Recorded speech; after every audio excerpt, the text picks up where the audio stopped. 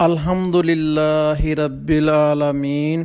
والصلاة والسلام علی سید المرسلین اما بعد فاعوذ باللہ من الشیطان الرجیم بسم اللہ الرحمن الرحیم۔ لیاقت علی قادری آپ کی خدمت میں حاضر ہے۔ آج ہم انشاءاللہ 21ویں پارے کی شارٹ سمری یعنی مختصر خلاصہ سنیں گے۔ شروع کرنے سے پہلے درود شریف پڑھ لیتے ہیں۔ اللہم صلی علی سیدنا محمد وعلی آلہ وصحبہ وسلم۔ اللہ سبحانہ و تعالی قرآن کریم کی عظمت بیان فرماتے ہوئے سورہ نحل کی آیت نمبر 89 میں فرماتا ہے، اور مسلمانوں کے لیے ہدایت اور رحمت اور بشارت ہے۔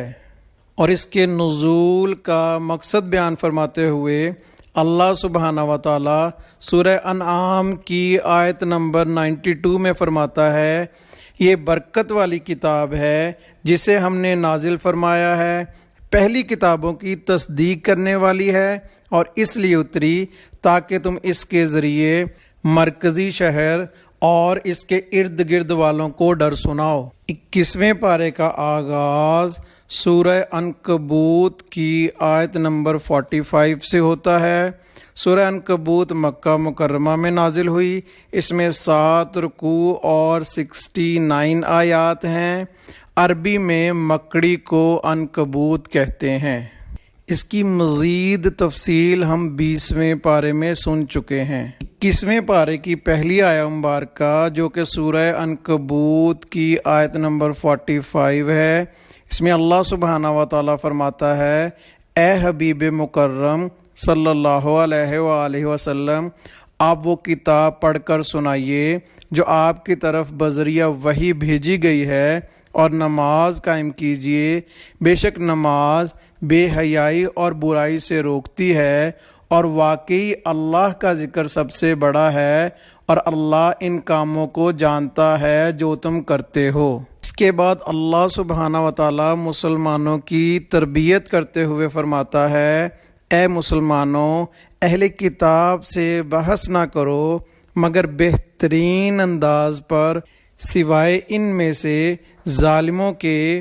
اور کہو ہم اس پر ایمان لائے جو ہماری طرف نازل کیا گیا اور جو تمہاری طرف نازل کیا گیا، اور ہمارا اور تمہارا معبود ایک ہے، اور ہم اس کے فرما بردار ہیں۔ اس کے بعد اللہ سبحانہ و تعالی نبی کریم صلی اللہ علیہ وآلہ وسلم کی شان بیان فرماتا ہے کہ اے حبیب صلی اللہ علیہ وآلہ وسلم، اس قرآن کے نازل ہونے سے پہلے آپ کوئی کتاب نہیں پڑھتے تھے اور نہ اپنے ہاتھ سے اسے لکھتے تھے۔ اگر آپ پڑھتے اور لکھتے ہوتے تو اس وقت اہل کتاب ضرور شک کرتے اور کہتے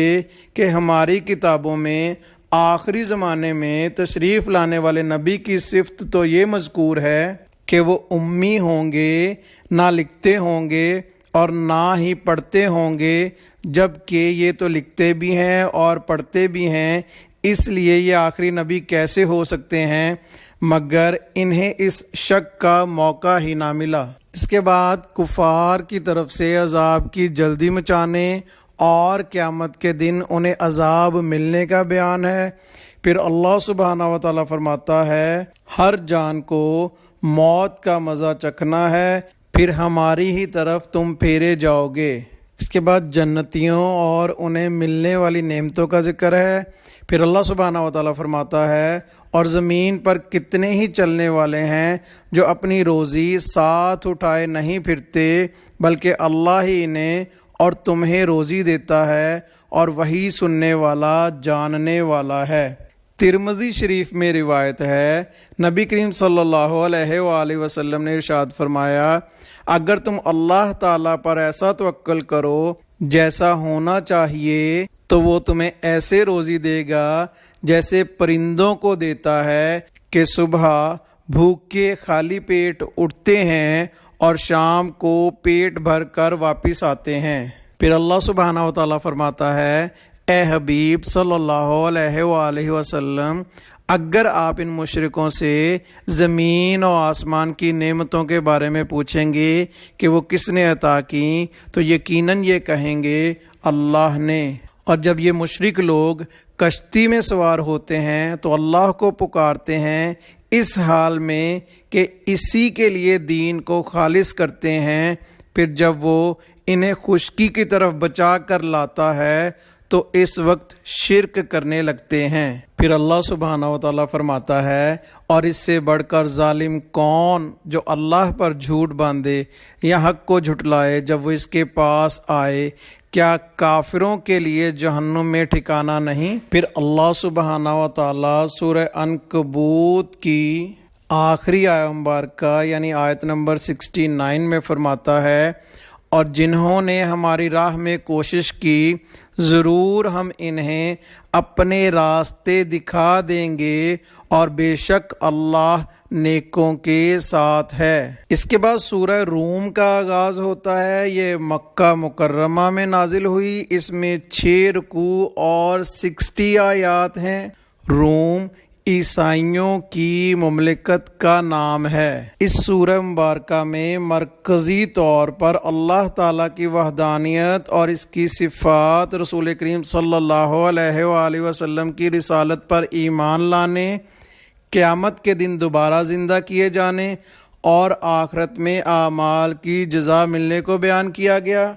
اس کی ابتدا میں ایک غیبی خبر دی گئی کہ رومی ایرانیوں سے مغلوب ہونے کے بعد چند سالوں میں اللہ تعالیٰ کی مدد سے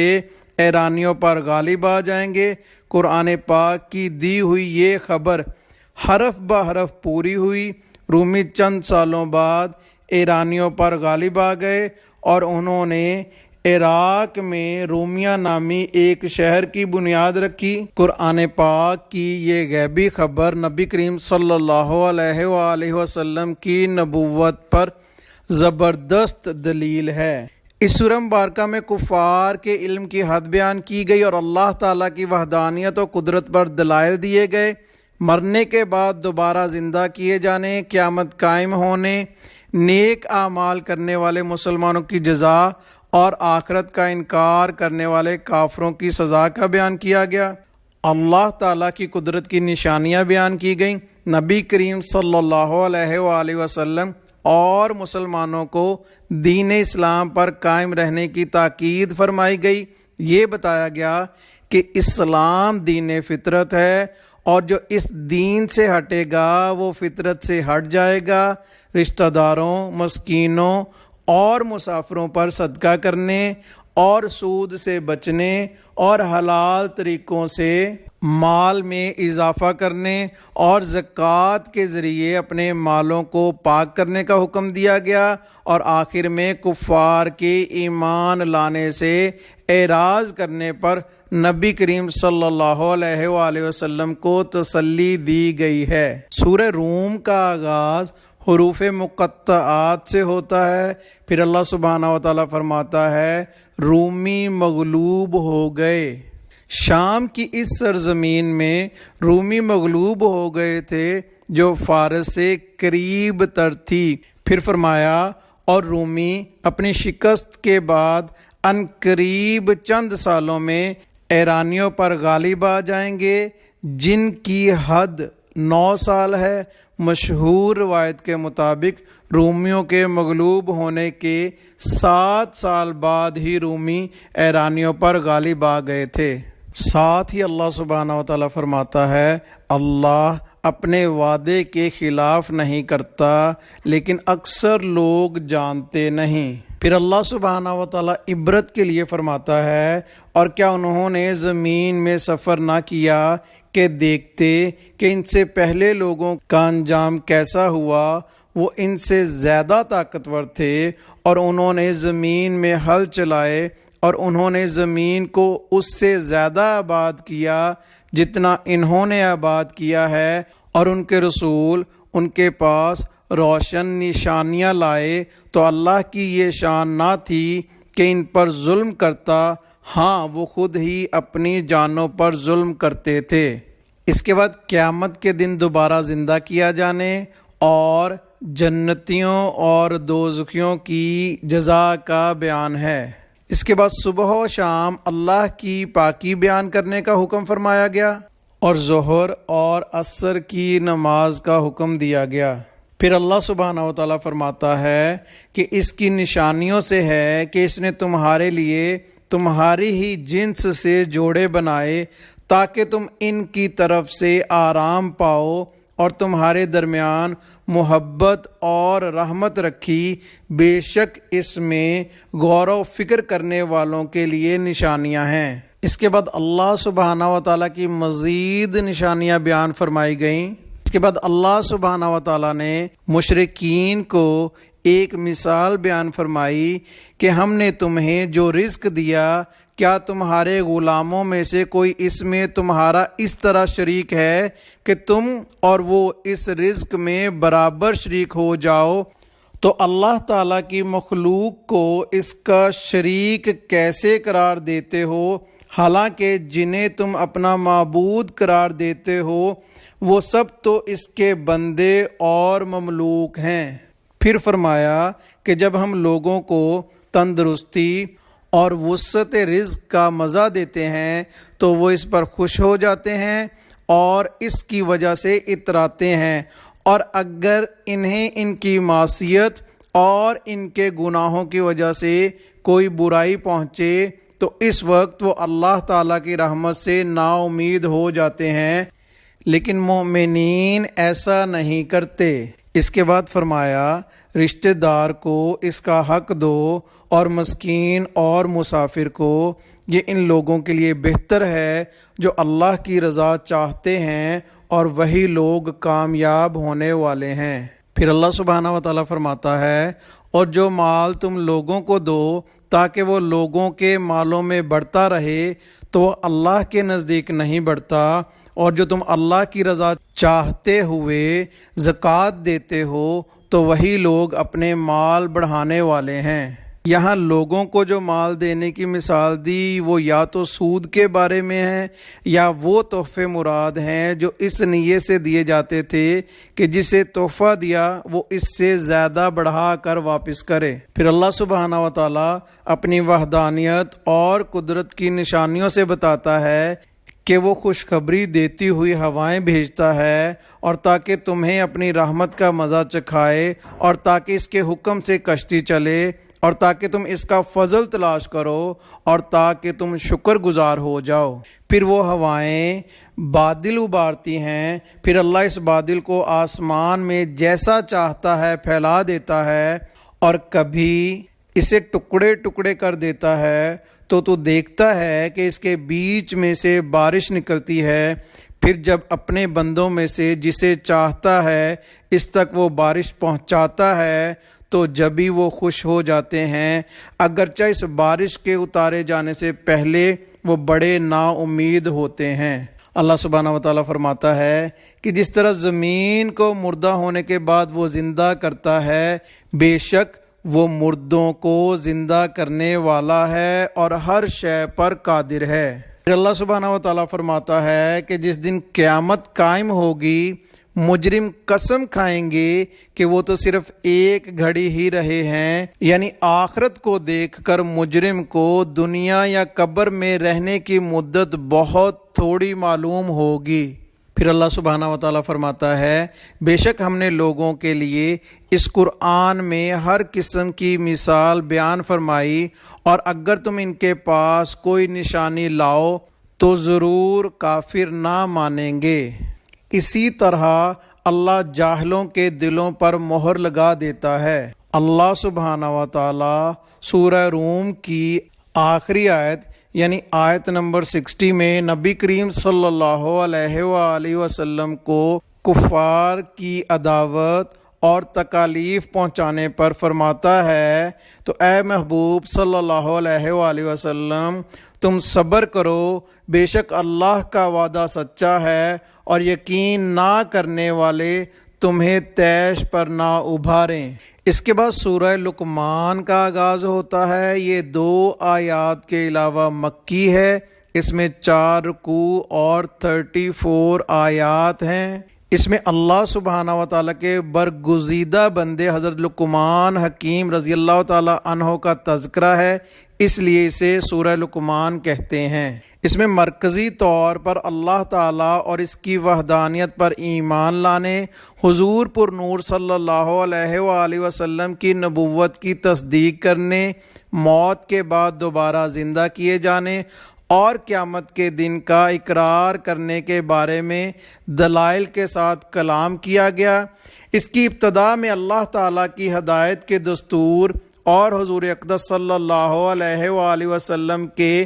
دائمی معجزے قرآن پاک کا ذکر کیا گیا، اور یہ بتایا گیا کہ مسلمانوں کا گروہ قرآن پاک کی تصدیق کرتا ہے، اس لیے وہ جنت میں داخل ہو کر کامیاب ہو جائیں گے، اور کافروں کا گروہ قرآن پاک کی آیات کا مذاق اڑاتا ہے اور ان کا انکار کرتا ہے، اور اس نے اپنی جہالت اور بے وقوفی کی وجہ سے گمراہی کا راستہ اختیار کیا، تو وہ جہنم کے دائمی دردناک عذاب میں مبتلا ہو کر نقصان اٹھائیں گے۔ کائنات کی تخلیق بیان کر کے اللہ تعالیٰ نے اپنی قدرت کا بیان فرمایا۔ اللہ تعالیٰ نے اپنے برگزیدہ بندے حضرت لقمان علی نبینا و علیہ الصلوۃ والسلام کا واقعہ بیان فرمایا کہ انہوں نے اپنے بیٹے کو کیا نصیحتیں کی، اور اس سے مقصود لوگوں کو ہدایت دینا ہے کہ وہ اللہ تعالیٰ کے ساتھ شرک کرنا چھوڑ دیں، ماں باپ کے ساتھ نیک سلوک کریں، ہر طرح کے صغیرہ و کبیرہ گناہوں سے بچیں، نماز قائم کریں، نیکی کی دعوت دیں اور برائی سے منع کریں، تکبر سے بچیں اور عاجزی و انکساری اختیار کریں، زمین پر نرمی سے چلیں اور اپنی آوازیں ہلکی رکھیں۔ اس میں اللہ تعالیٰ کی توحید کے دلائل کا مشاہدہ کرنے کے باوجود اپنے آباء و اجداد کی پیروی میں شرک پر قائم رہنے والے مشرکین کی سرزنش کی گئی، اور اللہ تعالیٰ کی بے شمار نعمتوں کا انکار کرنے پر ان کی مذمت بیان کی گئی، اور مشرکین کو یہ بتایا گیا کہ نجات کا واحد راستہ اللہ تعالیٰ کی رضا کے لیے اسلام قبول کرنا اور نیک اعمال کرنا ہے۔ کفار کے قول اور عمل میں تضاد کو بیان کیا گیا کہ وہ اللہ تعالیٰ کے خالق ہونے کا اقرار کرتے ہیں، لیکن عبادت کا مستحق ہونے میں بتوں کو اس کا شریک ٹھہراتے ہیں۔ حالانکہ بے شمار دلائل سے یہ بات ثابت ہے کہ عبادت کا مستحق صرف اللہ تعالیٰ ہے، اور اس کے علاوہ اور کوئی عبادت کیے جانے کا حقدار ہرگز نہیں۔ اللہ تعالیٰ کی قدرت پر دن اور رات کے آنے جانے سے، چاند اور سورج کو مسخر کیے جانے سے، اور سمندروں میں کشتیوں کی روانی سے استدلال کیا گیا، اور اس سورہ مبارکہ کے آخر میں تقوی و پرہیزگاری کا حکم دیا گیا، قیامت کے دن کے عذاب سے ڈرایا گیا جو کہ بہر صورت آئے گا، اور یہ بتایا گیا کہ مخصوص 5 غیبی چیزوں کا ذاتی علم اللہ تعالیٰ کے ساتھ خاص ہے، اور اللہ تعالیٰ ہر چیز سے خبردار ہے۔ سورہ لقمان کا آغاز حروف مقطعات سے ہوتا ہے، اور اللہ سبحانہ و تعالیٰ فرماتا ہے یہ حکمت والی کتاب کی آیتیں ہیں، نیکوں کے لیے ہدایت اور رحمت ہے۔ اور نیک وہ ہیں جو نماز قائم کرتے، زکوٰۃ دیتے اور آخرت پر یقین رکھتے ہیں، وہی اپنے رب کی ہدایت پر ہیں اور وہی کامیاب ہونے والے ہیں۔ اس کے بعد ایمان والوں اور کفار کے حالات کا بیان فرمایا، اور اس کے بعد اللہ سبحانہ و تعالیٰ فرماتا ہے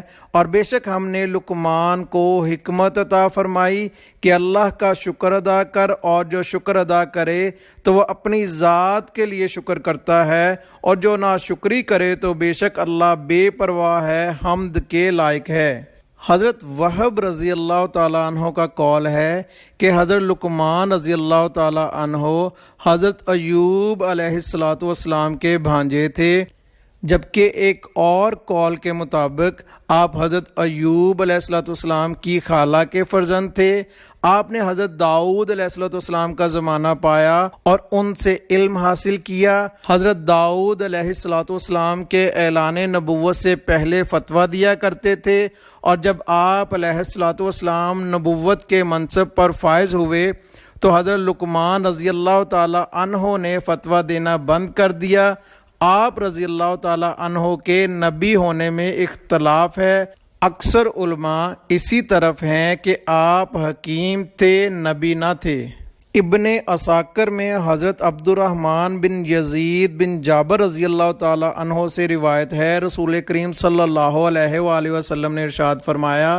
سوڈانیوں کے 4 سردار ہیں، حضرت لقمان حبشی رضی اللہ تعالیٰ عنہ، حضرت نجاشی رضی اللہ تعالیٰ عنہ، حضرت بلال رضی اللہ تعالیٰ عنہ، حضرت محجہ رضی اللہ تعالیٰ عنہ۔ اس کے بعد حضرت لقمان رضی اللہ تعالیٰ عنہ کی اپنے بیٹے کو کی جانے والی نصیحتوں کا بیان ہے۔ آپ فرماتے ہیں، اے میرے بیٹے، کسی کو اللہ کا شریک نہ کرنا، بے شک شرک یقیناً بڑا ظلم ہے۔ اللہ سبحانہ و تعالیٰ والدین کے ادب کی تاکید فرماتے ہوئے فرماتا ہے، اور ہم نے آدمی کو اس کے ماں باپ کے بارے میں تاکید فرمائی، اس کی ماں نے کمزوری پر کمزوری برداشت کرتے ہوئے اسے پیٹ میں اٹھائے رکھا، اور اس کا دودھ چھڑانے کی مدت 2 سال میں ہے کہ میرا اور اپنے والدین کا شکر ادا کرو، میری ہی طرف لوٹنا ہے۔ یہاں معلوم ہوا کہ والدین کا مقام انتہائی بلند ہے، کیونکہ اللہ سبحانہ و تعالیٰ نے اپنے ساتھ بندے کے والدین کا ذکر فرمایا اور ایک ساتھ دونوں کا شکر ادا کرنے کا حکم دیا، لیکن ساتھ ہی فرمایا کہ اگر وہ دونوں تجھ پر کوشش کریں کہ تو کسی ایسی چیز کو میرا شریک ٹھہرائے جس کا تجھے علم نہیں، تو ان کا کہنا نہ مان، اور دنیا میں اچھی طرح ان کا ساتھ دے، اور میری طرف رجوع کرنے والے آدمی کے راستے پر چل، پھر میری ہی طرف تمہیں پھر کر آنا ہے تو میں تمہیں بتا دوں گا جو تم کرتے تھے۔ اس کے بعد حضرت لقمان رضی اللہ تعالی عنہ کی اپنے بیٹے کو مزید نصیحتوں کا بیان ہے۔ آپ فرماتے ہیں، اے میرے بیٹے، برائی اگر رائی کے دانے کے برابر ہو، پھر بھی وہ پتھر کی چٹان میں ہو یا آسمانوں میں یا زمین میں، اللہ اسے لے آئے گا۔ اے میرے بیٹے، نماز قائم رکھو، اچھی بات کا حکم دو اور بری بات سے منع کرو، اور تجھے جو مصیبت آئے اس پر صبر کرو، اور کسی کو حقیر جان کر اس سے رخ پھیر کر تکبر سے بات نہ کرو، اور زمین میں اکڑتے ہوئے نہ چلو، بے شک اللہ کو ہر اکڑنے والا، تکبر کرنے والا ناپسند ہے۔ اور اپنے چلنے میں درمیانی چال چلو، اور اپنی آواز کچھ پست رکھو، بے شک سب سے بری آواز گدھے کی آواز ہے۔ اللہ سبحانہ و تعالیٰ اپنی قدرتوں اور نشانیوں کا ذکر فرمانے کے بعد فرماتا ہے، اے لوگو، اپنے رب سے ڈرو اور اس دن کا خوف کرو جس میں کوئی باپ اپنی اولاد کے کام نہ آئے گا، اور نہ کوئی بچہ اپنے باپ کو کچھ نفع دینے والا ہوگا۔ بے شک اللہ کا وعدہ سچا ہے، تو دنیا کی زندگی ہرگز تمہیں دھوکہ نہ دے، اور ہرگز بڑا دھوکہ دینے والا تمہیں اللہ کے علم پر دھوکے میں نہ ڈالے۔ سورہ لقمان کی آخری آیت یعنی آیت نمبر 34 میں اللہ سبحانہ و تعالیٰ کفار کی سرکار علیہ السلام سے پوچھی گئی بے جا ہٹ دھرمی پہ مبنی باتوں کے جواب میں اللہ سبحانہ و تعالیٰ فرماتا ہے، بے شک قیامت کا علم اللہ ہی کے پاس ہے، اور وہ بارش اتارتا ہے اور جانتا ہے جو کچھ ماؤں کے پیٹ میں ہے، اور کوئی شخص نہیں جانتا وہ کل کیا کمائے گا، اور کوئی شخص نہیں جانتا کہ وہ کس زمین میں مرے گا، بے شک اللہ علم والا خبردار ہے۔ اس کے بعد سورہ سجدہ کا آغاز ہوتا ہے۔ یہ 3 آیات کے علاوہ مکی ہے، اس میں 3 رکوع اور 30 آیات ہیں۔ اس میں ان مسلمانوں کا وصف بیان کیا گیا جو قرآن پاک کی آیات سن کر اللہ تعالیٰ کی تسبیح کرتے اور اس کی بارگاہ میں سجدہ کرتے ہیں۔ اس مناسبت سے اسے سورہ سجدہ کہتے ہیں۔ اس کے مرکزی مضمون میں یہ ہے کہ مشرکین مرنے کے بعد دوبارہ زندہ کیے جانے کا انکار کرتے تھے،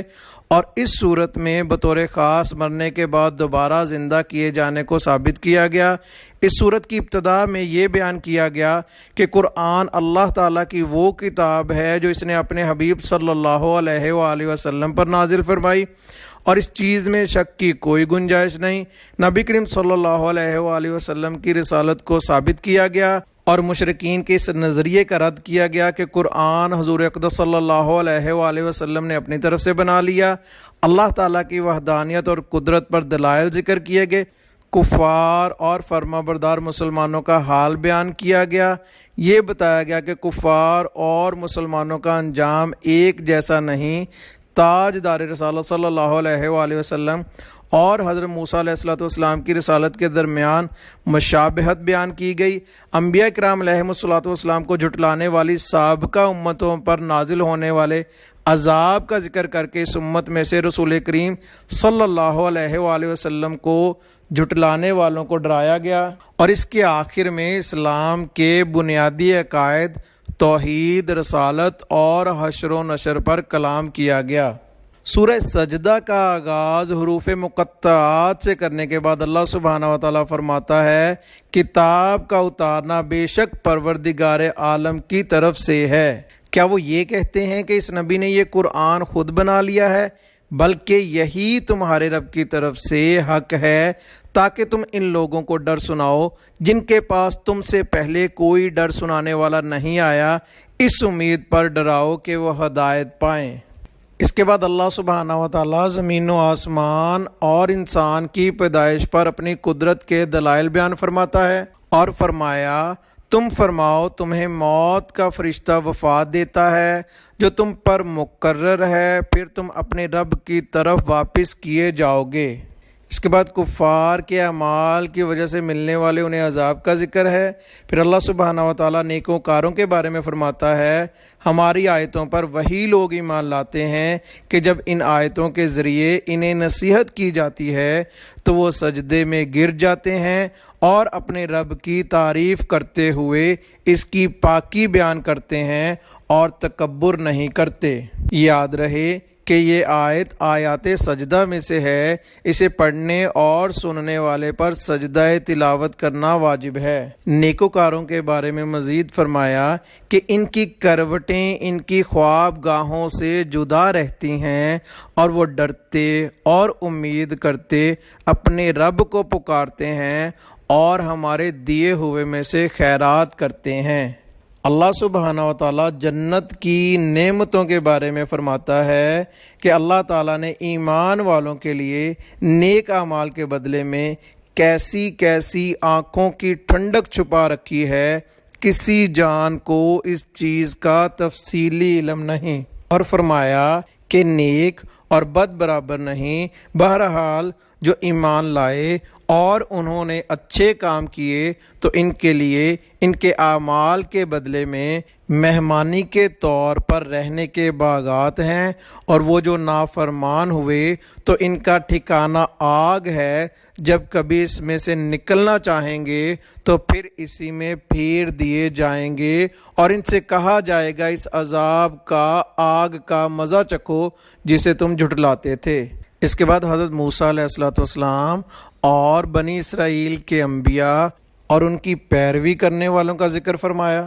سورہ سجدہ کی آخری دو آیات یعنی آیت نمبر 29 اور 30 میں اللہ سبحانہ و تعالیٰ نبی کریم صلی اللہ علیہ وآلہ وسلم سے فرماتا ہے، آپ ان کافروں سے فرما دیں کہ فیصلے کے دن جب ان پر اللہ تعالیٰ کا عذاب نازل ہوگا تو نہ ہی انہیں توبہ کرنے یا معذرت کرنے کی مہلت نصیب ہوگی، اور نہ اس وقت کافروں کا ایمان لانا انہیں کوئی نفع دے گا۔ اس کے بعد سورہ احزاب کا آغاز ہوتا ہے۔ یہ مدینہ منورہ میں نازل ہوئی، اس میں 9 رکوع اور 73 آیات ہیں۔ احزاب کا معنی ہے گروہ، جماعت اور لشکر۔ اس سورہ مبارکہ میں غزوہ احزاب کا ذکر ہے۔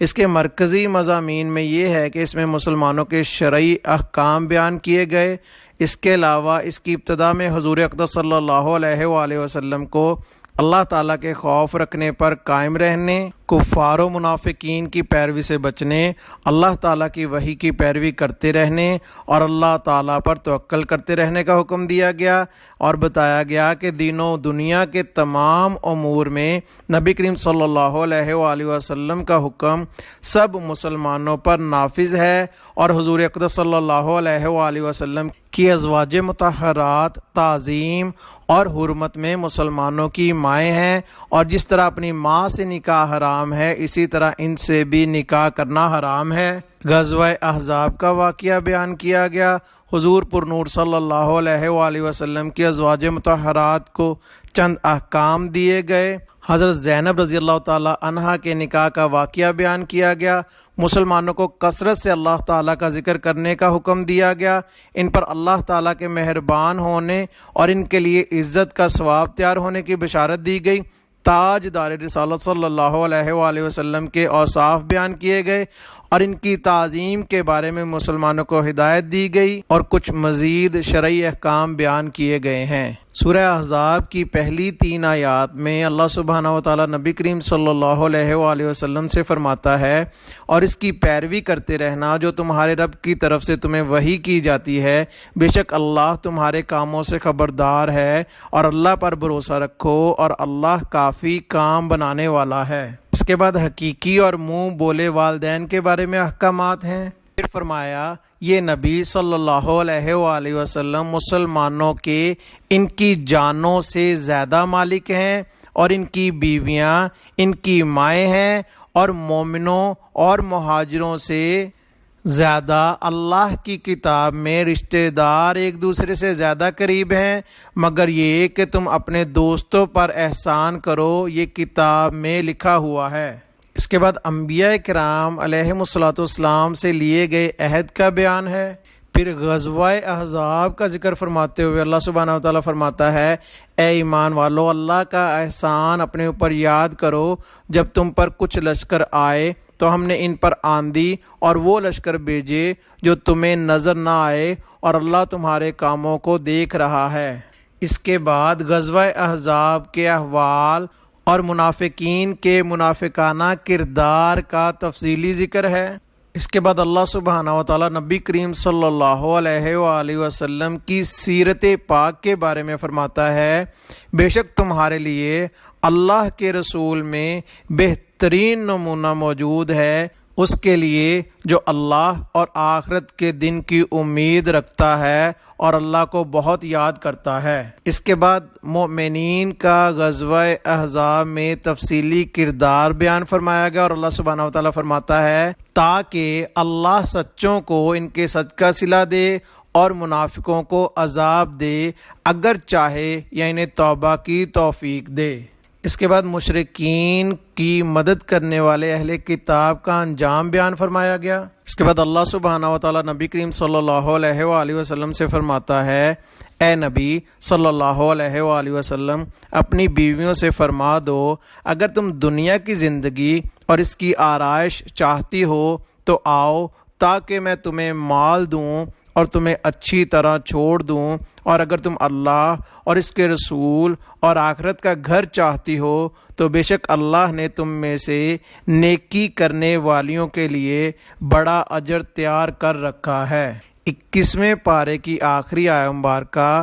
جو کہ سورہ احزاب کی آیت نمبر 30 ہے، اس میں اللہ سبحانہ و تعالیٰ امہات المومنین کو نبی کریم صلی اللہ علیہ وآلہ وسلم کی اطاعت میں کوتاہی کرنے یا آپ کے ساتھ اچھے اخلاق سے پیش نہ آنے سے منع فرماتے ہوئے فرماتا ہے، اے نبی کی بیویوں، جو تم میں حیا کے خلاف کوئی کھلی جرت کرے تو اسے دوسروں کے مقابلے میں دگنا عذاب دیا جائے گا، اور یہ اللہ پر بہت آسان ہے۔ اللہ سبحانہ و تعالیٰ 21ویں پارے کو سمجھنے، اس پہ عمل کرنے اور آگے پہنچانے کی توفیق عطا فرمائے، اور اس میں ہونے والی غلطیوں کوتاہیوں سے درگزر فرمائے۔ آخر میں درود شریف پڑھ لیتے ہیں۔ اللہم صلی علی سیدنا محمد وعلی آلہ وصحبہ وسلم۔